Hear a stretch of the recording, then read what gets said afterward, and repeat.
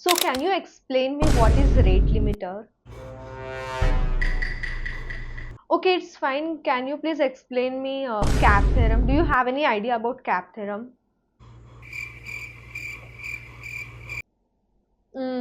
All right, don't worry friends. कई बार ऐसा होता है कि हम डीएसए का राउंड तो क्लियर कर लेते हैं, बट यूजुअली सिस्टम डिजाइन के राउंड के वक्त हम अटक जाते हैं या फिर हम रेडी नहीं रहते कि हमें सिस्टम डिजाइन में क्या पूछने वाले हैं। तो आज की इस वीडियो में हम 7 ऐसे इंपॉर्टेंट सिस्टम डिजाइन के कॉन्सेप्ट को देखेंगे कि आप लास्ट मिनट के पहले अगर ये वीडियो देख लो तो आपको अगले दिन इंटरव्यू में वो काम आ जाएगी दोस्तों। तो चलिए दोस्तों, आज हम सिस्टम डिजाइन के कुछ वर्ड्स को क्रैक करेंगे एंड देखेंगे कि क्या होते हैं ये बज़वर्ड्स। तो आज के इस वीडियो में हम देखने वाले हैं लोड बैलेंसर, कैश क्या होता है, रेट लिमिटर क्या होता है, वेबहुक्स वर्सेस पोलिंग क्या होता है, कैप थ्योरम क्या होता है, इवेंचुअल कंसिस्टेंसी क्या होता है एंड आइडेम्पोटेंसी क्या होता है। ये काफी ज्यादा इंपॉर्टेंट सिस्टम डिजाइन के कॉन्सेप्ट है दोस्तों, जिसे हम बिल्कुल भी मिस नहीं करेंगे एंड इस वीडियो को भी मैं चाहती हूँ आप बिल्कुल भी मिस मत करना। तो चलिए दोस्तों शुरू करते हैं। देखते हैं कि लोड बैलेंसर क्या होता है। तो दोस्तों, लोड बैलेंसर एक ऐसा डिवाइस या फिर सॉफ्टवेयर होता है जो आपके नेटवर्क ट्रैफिक को डिस्ट्रीब्यूट करता है मल्टीपल सर्वर्स के अक्रॉस। ओके, तो वो हेल्प करता है कि आपकी जो परफॉर्मेंस है वो इम्प्रूव हो एंड आपको हाई अवेलेबिलिटी मिले। तो लोड बैलेंसर का ये रोल है एंड ये वर्क कुछ ऐसे करता है दोस्तों कि ये पहले हेल्थ चेक करता है कि जो सर्वर्स है वो ठीक से काम कर रहे हैं या नहीं। अगर कोई सर्वर अगर बीच में फेल हो जाता है तो उस सर्वर पे जाने वाला जितना भी ट्रैफिक है वो उसे किसी और सर्वर्स पे डिस्ट्रीब्यूट कर देता है दोस्तों। एंड उसके बाद ये फेलोवर को हैंडल कर लेता है, हेल्थ चेक कर लेता है एंड अल्गोरिदम्स। तो ये कुछ अलग अलग प्रकार के अल्गोरिदम्स को भी यूज करता है, जैसे कि राउंड रॉबिन एक अल्गोरिदम हो गई या फिर लीस्ट कनेक्शन से एक अल्गोरिदम हो गई। इन अल्गोरिदम्स का यूज करके वो ट्रैफिक को डिस्ट्रीब्यूट करता है दोस्तों।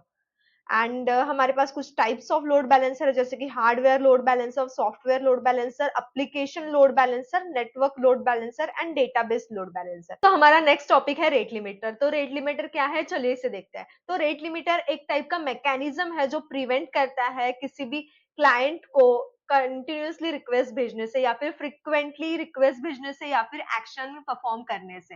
तो इससे हमें काफी ज्यादा हेल्प मिलती है कि हम डीडोस अटैक को प्रिवेंट करें या फिर हम बॉट अटैक को प्रिवेंट करें एंड ये हेल्प करता है हमारी एप्लीकेशन को सेफ एंड स्टेबल रखने के लिए। तो ये था दोस्तों हमारा रेट लिमिटर। तो जैसे कि आप डायग्राम में भी देख सकते हैं कि यहाँ पर हमारे सारे रिक्वेस्ट जो है वो सर्वर पर नहीं जा रहा है, कुछ ही रिक्वेस्ट जा रहे हैं, बाकी के ब्लॉक हो रहे हैं दोस्तों। तो रेट लिमिटर का नीड क्यों है हमें? तो रेट लिमिटर हमें प्रोटेक्ट करता है अब्यूज एंड स्पैम से, हमें प्रिवेंट करता है सर्वर ओवरलोड से, ये इंश्योर करता है कि हमारा जो ऑल यूजर्स है उनके पास फेयर यूजेज रहे एंड उसके बाद ये हेल्प करता है हमें डीडोस अटैक से दोस्तों। तो डीडोस अटैक क्या होता है कि किसी भी सर्वर पे हम ऑटोमेटिक बहुत सारे एपीआई रिक्वेस्ट अचानक से चले जाता है दोस्तों, ताकि जो लेजिटिमेट यूजर्स है उनके लिए वेबसाइट जो है हमारी वो लैग करने लगे या फिर हैंग हो जाए या फिर ब्रेक हो जाए। तो इससे तो ये होता है दोस्तों DDoS attack. And rate limiter work कैसे करता है, तो ये ट्रैक करता है कि हमारे एप्लीकेशन में कितने रिक्वेस्ट पर सेकंड होने चाहिए या फिर जितना भी टाइम ड्यूरेशन हमने सेट किया। तो यहाँ पर मान लीजिए कि हमारे पास 100 रिक्वेस्ट पर मिनट है एंड बाकी के जो रिक्वेस्ट आएंगे 100 के ऊपर से आइदर वो उन्हें ब्लॉक कर देगा या फिर हम यूजर को कह सकते हैं कि वो रीट्राई करे या फिर हम यूजर को शो कर सकते हैं 429 एरर कोड, जो कि होता है टू मेनी रिक्वेस्ट का। एंड ये अल्गोरिदम्स कुछ यूज करता है कॉमन जो फिक्स विंडो अल्गोरिदम है, स्लाइडिंग विंडो अल्गोरिदम है, टोकन बकेट अल्गोरिदम को यूज करता है एंड लीकी बकेट अल्गोरिदम को यूज करता है। तो इन चारों अल्गोरिदम में से कोई भी अल्गोरिदम रेट लिमिटर यूज कर सकते हैं हम। तो दोस्तों ये कहाँ पर यूज होता है? ये यूज होता है एपीआईज में, लॉग इन एंड पॉइंट्स में, या फिर जहां पर भी हमारे पेमेंट गेटवेज हो या फिर जहां पर भी हमारी लॉग इन एक्शन या फिर यूजर की एक्शन हमारी यूज हो रही हो। तो दोस्तों ये था पूरा रेट लिमिटर के बारे में। अगर सबसे ज्यादा इंपॉर्टेंट टॉपिक आ जाता है हमारे पास कैप थ्योरम। तो चलिए देखते हैं कैप थ्योरम क्या है। तो कैप थ्योरम एक एक्रोनिम है जिससे हमारे पास तीन थ्योरम्स है। एक है consistency, availability and partition tolerance. तो देखते हैं इनको। तो हमारी कैप थ्योरम क्या कहती है कि consistency, availability and partition tolerance, इन तीनों में से हम कोई दो ही एट अ टाइम यूज कर सकते हैं दोस्तों। तो हम जब भी कोई सिस्टम डिजाइन कर रहे हो तो हमें आइदर हम कंसिस्टेंसी ले सकते हैं एंड अवेलेबिलिटी ले सकते हैं, या फिर कंसिस्टेंसी एंड पार्टीशन टॉलरेंस, इनमें से कोई दो ही ले सकते हैं जब हम सिस्टम डिजाइन कर रहे हो। तो देखते हैं ऐसा क्यों एंड इनका मतलब क्या होता है। तो कंसिस्टेंसी का मतलब ये होता है कि हमारा जो डेटा है वो सेम डेटा अवेलेबल रहे ऑल नोड्स के across at the same time, मतलब हमारे कंसिस्टेंट रहे हमारा डेटा सारे नोड्स के ऊपर। एंड अवेलेबिलिटी का मतलब होता है कि हमारा सिस्टम जो है वो ऑलवेज रिस्पॉन्सिव रहे। एंड पार्टीशन टॉलरेंस का मतलब ये होता है कि सिस्टम ने वर्क फिर भी करना चाहिए जब हमारा नेटवर्क फेलियर हो जाए। तो दोस्तों ये सिचुएशन पे एंड जो भी हमारा सिस्टम है उसके जो भी रिक्वायरमेंट्स है उस पर डिपेंड करेगा कि हमें सिस्टम डिजाइन में हमें कंसिस्टेंसी रखनी है, अवेलेबिलिटी रखनी है, या फिर तीनों में से किन दो चीजों को हमें इंपॉर्टेंस देना है। आ जाता है हमारा इवेंचुअल कंसिस्टेंसी। तो इवेंचुअल कंसिस्टेंसी को मैं एक बेहतरीन एग्जांपल के साथ आपको समझाना चाहूंगी। मान लीजिए कि आपके किसी फ्रेंड ने अपना इंस्टाग्राम बायो को अपडेट किया, तो उस फ्रेंड ने जिसने अपडेट किया उसे तो वो तुरंत ही दिख गया कि उसने अपडेट किया एंड वो बायो उसके पेज पे रिफ्लेक्ट भी हो रहा है, बट आपको वो कुछ डिले के बाद दिखेगा दोस्तों। तो यहाँ पर हमारा जो डेटा है वो अपडेट तो हो रहा है, पर वो इवेंचुअली अपडेट हो रहा है, नॉट इंस्टेंटली। ओके, तो इसे ही कहते हैं इवेंचुअल कंसिस्टेंसी। इसकी डेफिनेशन में भी यही है कि हमारे जो नोड्स है, all nodes will have same data eventually but not instantly. Okay, तो यह हमें डिले क्यों हो रहा है, क्योंकि नोड्स के अक्रॉस सिंक होने में थोड़ा टाइम तो लेगा ही, राइट। तो यहाँ पर हम ट्रेड ऑफ कर रहे हैं स्ट्रॉन्ग कंसिस्टेंसी को for high availability, better performance and partition tolerance, इसके ऊपर। तो हमारे पास यहाँ पर एक मजबूत कंसिस्टेंसी है यहाँ पर, एंड हमारे पास हाई अवेलेबिलिटी मतलब इंस्टेंटली हमारे पास अवेलेबल नहीं रहता वो डेटा, थोड़े टाइम बाद आ जाता है। तो ये था दोस्तों इसके ट्रेड ऑफ्स। ये यूज होता है नो सिक्वल डेटाबेसेस में, जैसे कि डायनामो डीबी हो गया, कसांड्रा हो गया, या फिर मोंगो डीबी हो गया दोस्तों। वेबहुक्स वर्सेस पोलिंग की बात कर लेते हैं अभी दोस्तों।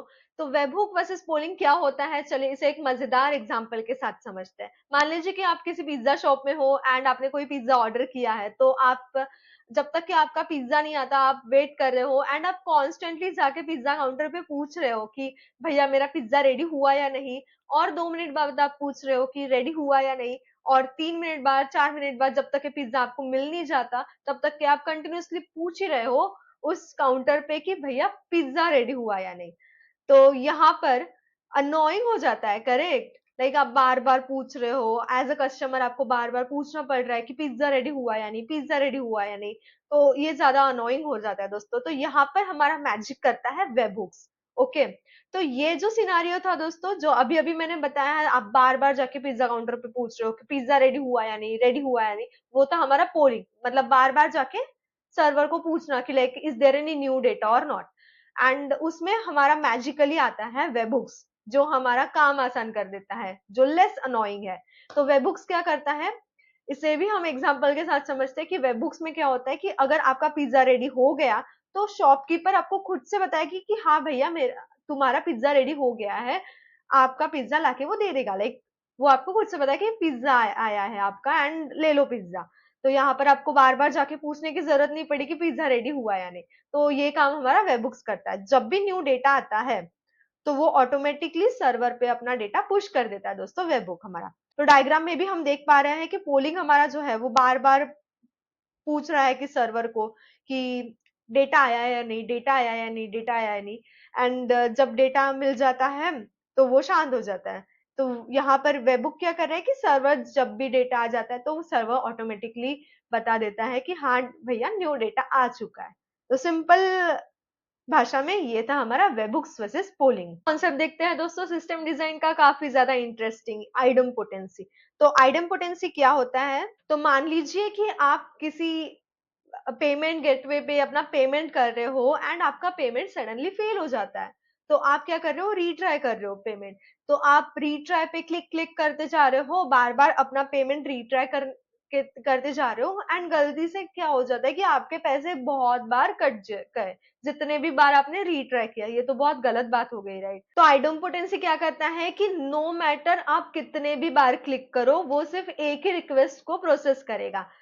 तो यहाँ पर just one order one payment. तो यहाँ पर हमारे आइडेम्पोटेंसी इस तरह से काम करती है दोस्तों। तो ये काफी ज्यादा इम्पोर्टेंट है जब हमें सेफ्टी की जरूरत हो, जैसे कि जो भी एपीआईज में हम पोस्ट है, पुट है या फिर डिलीट जैसे रिक्वेस्ट को हम हैंडल कर रहे हैं, तो ये काफी ज्यादा इंपॉर्टेंट चीज है जो हमें हैंडल करनी चाहिए एंड जो हमें हमारे सिस्टम में इम्प्लीमेंट करनी चाहिए दोस्तों। एंड उसके बाद इसका रियल लाइफ एग्जांपल है हमारा पेमेंट गेटवे, जैसे कि स्ट्राइप हो गया। तो वो आइडेम्पोटेंसी की यूज करता है टू अवॉइड डुप्लीकेट चार्जेस। तो ये था हमारा शॉर्ट अबाउट आइडेम्पोटेंसी। हमारा नेक्स्ट टॉपिक है काफी ज्यादा इजी एंड काफी ज्यादा फैमिलियर टॉपिक है दोस्तों, जो आपने भी कई बार सुना होगा। तो हमारा नेक्स्ट टॉपिक है कैश। तो कैश क्या होता है? कैश कुछ नहीं होता, बस एक मेमोरी शॉर्टकट होता है दोस्तों। तो इंस्टेड ऑफ कि आप डायरेक्ट एपीआई सर्वर को कॉल करो, आप उस जो भी कैश आपके डिवाइस में स्टोर होता है उससे लोड कर देते हो। तो इसे एक एग्जांपल के साथ समझते हैं कि मान लीजिए कि आपने इंस्टाग्राम अपना खोला। तो इंस्टाग्राम खोलते बराबर अगर आपका इंटरनेट ऑफ हो, तब भी आपको एक आध पोस्ट तो दिख ही जाती है या फिर कुछ तो लोड हो ही जाता है। तो जो भी आपको इंस्टाग्राम में दिख जाता है विदाउट इंटरनेट, तो वो आपके कैश मेमोरी में स्टोर होता है, जो कि आपके डिवाइस के अंदर ही स्टोर रहता है दोस्तों।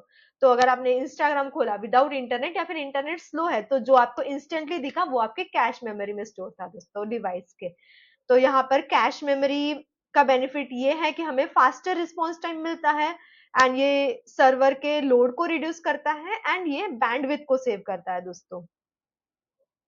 एंड हमारे पास कुछ टाइप्स ऑफ कैश भी है, जैसे कि हमारे पास ब्राउजर कैश है, इन मेमोरी कैश है एंड सीडीएन कैश है दोस्तों। तो यहाँ पर एक इंपॉर्टेंट बात जो है हमें याद रखनी चाहिए कि कैश डेटा जो है वो एक टाइम के बाद एक्सपायर हो जाता है। तो इसलिए हमें उसके एक्सपायरी डेट मतलब एक्सपायरेशन टाइम को हमें सेट करना पड़ता है दोस्तों, या फिर इनवैलिडेशन लॉजिक को हमें यहाँ पे इम्प्लीमेंट करना पड़ता है दोस्तों, ताकि जो हमारा कैश जो डेटा है वो भी टाइम टू टाइम अपडेट होते रहे। तो दोस्तों ये था हमारा कैश।